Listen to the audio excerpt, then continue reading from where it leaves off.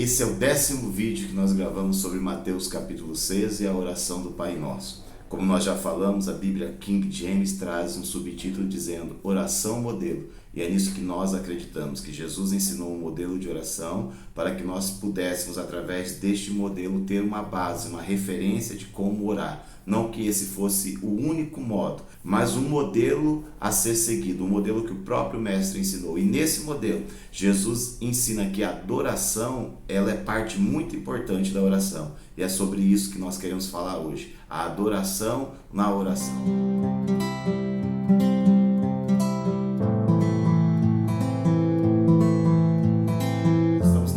Parte da oração do Pai Nosso, em Mateus capítulo 6, versículo 13, Jesus está encerrando a oração e ele diz o seguinte: porque teu, Senhor, é o reino, teu, Senhor, é o poder e tua é a glória para sempre. Amém.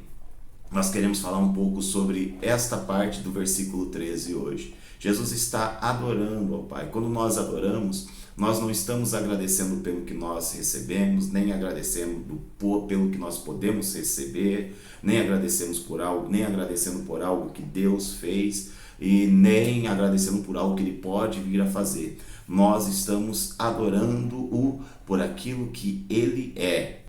E a primeira coisa que Jesus faz nesse texto é reconhecer que o Senhor, Ele é Rei. E nós não podemos nos esquecer disso. Teu é o reino.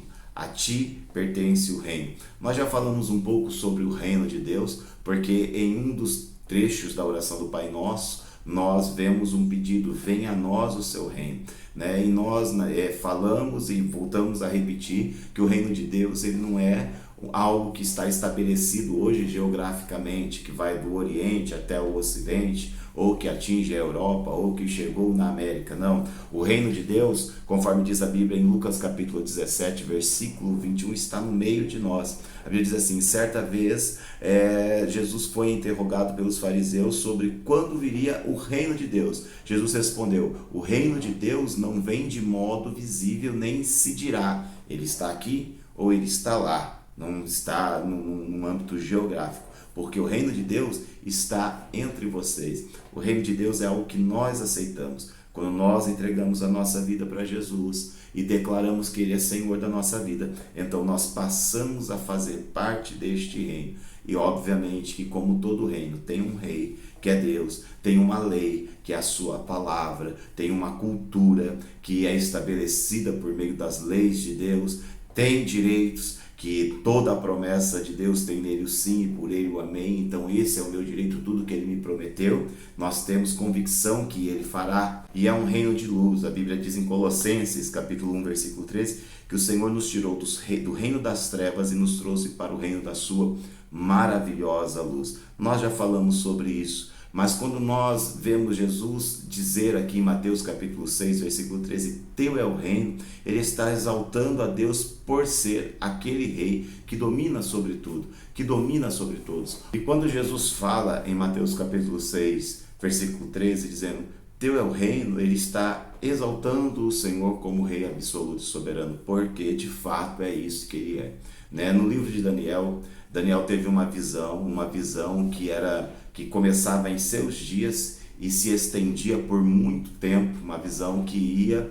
até longa data, e nessa visão ele via o reino, uma grande estátua que representava os reinos que dominaram o mundo em suas épocas. Ele viu a Babilônia, ele viu a Pérsia, ele viu a Grécia e ele viu Roma. Na época era a Babilônia, que depois viria a ser derrotada pela Pérsia, que seria sucedida pela Grécia e que depois, como nós sabemos, foi sucedido por Roma.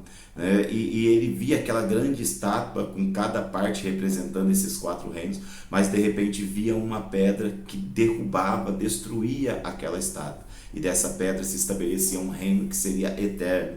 E este reino eterno é o reino de nosso Senhor. Porque ainda que por um tempo a terra está entregue, o sistema está entregue na mão do maligno, porque assim o homem o fez quando pecou, o reino de Deus será estabelecido de uma ponta a outra ponta, embora ele nunca tenha deixado de existir. E é um reino inabalável. Reis passam, culturas passam, modas passam, mas o reino de Deus permanece para sempre. E quando nós declaramos isso em oração, quando nós reconhecemos isso em oração, quando nós entendemos de que rei se trata e com qual rei nós estamos falando, nós o adoramos, o exaltamos e reconhecemos: tu és um rei que reina para sempre, que reina sobre tudo, que reina sobre todos. E feliz é o homem que entendeu e se rendeu a esse rei hoje, porque chegará o dia em que todos se renderão.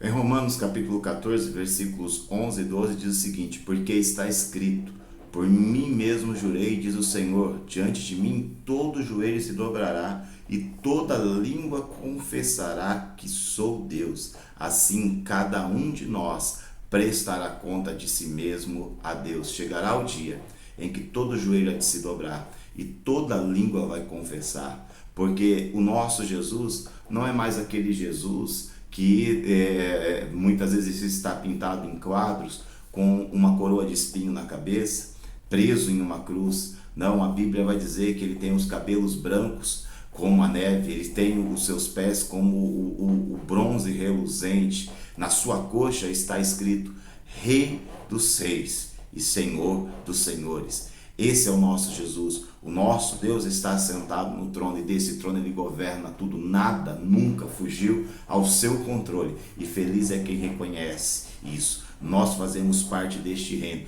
e isso precisa estar muito claro em nossas mentes quando nós oramos. A nossa oração, ela precisa fazer parte de um culto racional. Eu preciso entender, eu preciso ser intencional naquilo que eu estou fazendo. Quando eu digo teu é o reino, eu preciso saber do que eu estou falando. Eu estou falando de alguém que reina sobre tudo, que reina sobre todos, e de um reino que não começou ontem ou anteontem, de um reino que sempre existiu e sempre existirá, de um reino eterno e inabalável.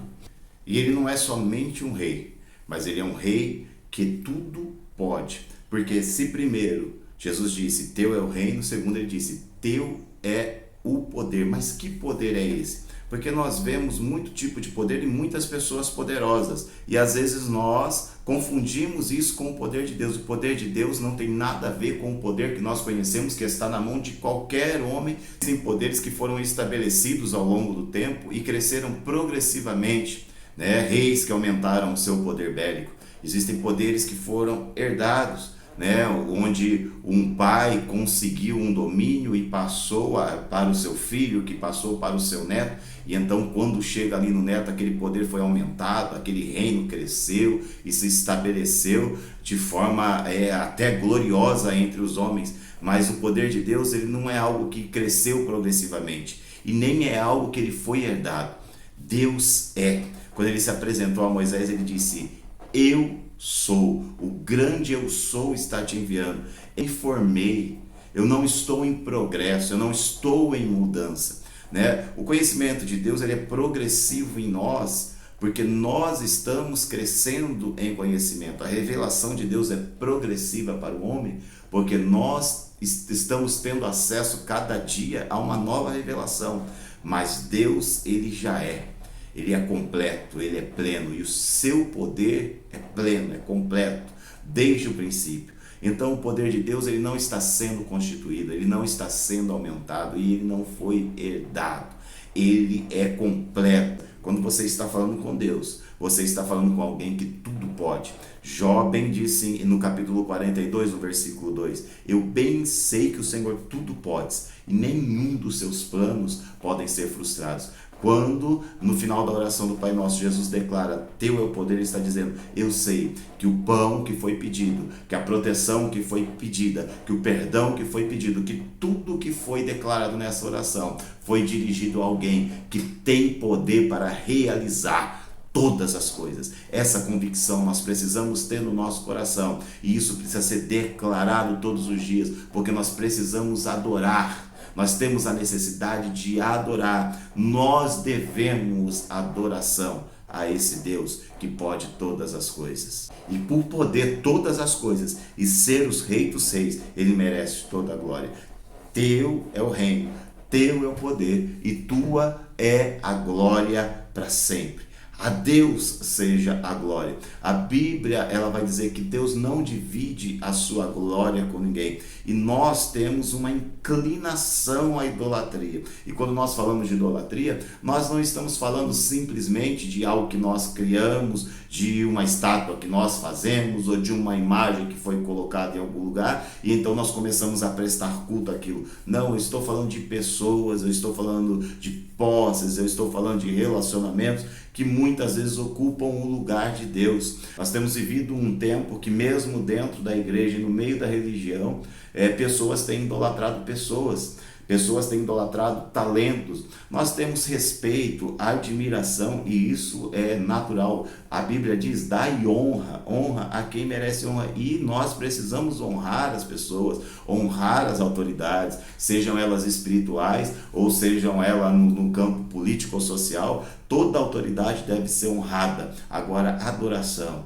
é devida a Deus. Pessoas fazem romarias para encontrar alguém, para este alguém ser o elo de ligação entre ele e Deus. Quando o Senhor Jesus nos ensina, quando você vai falar com teu pai, entra no teu quarto, no secreto, e o teu pai que te vê no secreto, ele vai te ouvir no secreto e vai te recompensar publicamente. O Senhor espera que você ore, né, e que você o busque, e esse tempo que você muitas vezes tem gastado procurando alguém, como se esse alguém fosse um amuleto que fosse te levar até Deus, que esse tempo seja gasto em oração, que esse tempo seja gasto na busca pelo próprio Deus, né? Nós devemos glorificar somente ao Senhor, né? A Bíblia diz: temei a Deus e dai-lhe glória. O nosso Deus é digno de toda adoração, o nosso Deus é digno de todo louvor, né? A Bíblia diz em Isaías 42:8: eu sou o Senhor, esse é o meu nome, não darei a outro a minha glória, nem a imagens o meu louvor. O Senhor não divide a sua glória com ninguém, e nós, como servos que entendemos que Ele é o Rei, que Ele tem todo o poder, devemos o glorificar em todo o tempo, o adorar em todo o tempo. A adoração faz parte da oração. A oração não pode ser um tempo onde eu chego diante de Deus e apresento as minhas necessidades, levanto correndo e saio andando, e amanhã volto e repito e acrescento mais necessidades, levanto e saio correndo. Não, a oração, ela deve ter um tempo, e um grande tempo, e muitas vezes ela deve consistir apenas nisso, em adorar, em contemplar quem é Deus, em reconhecer quem é Deus, e as suas necessidades serão supridas, porque você nasceu para isso. Você nasceu para adorar a Deus. Dele é o poder, dele é o reino, dele é a glória. Amém. Quando Jesus encerra e diz amém, uma palavra que se tornou tão comum para nós, né? Uma palavra que é praticamente universal. Me parece que a sua origem é hebraica, depois foi traduzida ao grego, e depois universalmente ela se torna uma palavra que nós normalmente colocamos no final de cada oração, né, e que popularmente se traduz por assim seja. Mas muito mais que isso, amém é um compromisso que eu tenho com as palavras que foram faladas antes, mas também é uma convicção que eu tenho que essas palavras foram dirigidas a alguém que ouviu e vai me atender, e vai me responder, e recebeu a adoração que foi feita enquanto eu ali estava falando com ele. Portanto, queridos, quando nós oramos e nós falamos amém, nós não podemos falar esse amém como se fosse uma palavra mágica, ou uma palavra que necessariamente, obrigatoriamente, precisa ser posta ao término de uma oração, mas eu preciso, de forma consciente, entender que eu estou dizendo. Tudo que eu falei consciente, convicto, e tenho uma responsabilidade com tudo que foi dito aqui, mas também tenho a convicção de que foi ouvido por um Deus que tudo pode e que vai fazer segundo a sua vontade, porque a conversa foi de um súdito com um rei, então quem manda é o rei, mas esse rei é bom, é um bom pai, que só vai fazer aquilo que eu preciso, e muitas vezes vai me falar não, mas o não dele não é uma punição, o não dele é um livramento. E é essa a convicção que nós temos quando nós dobramos o nosso joelho e quando nós buscamos ao Senhor. Portanto, que a adoração faça parte da sua oração, que a adoração passe a ser a parte mais importante da sua oração, e que você tenha convicção que o Senhor é aquele que te ouve, que te escuta e que te atende em todo o tempo.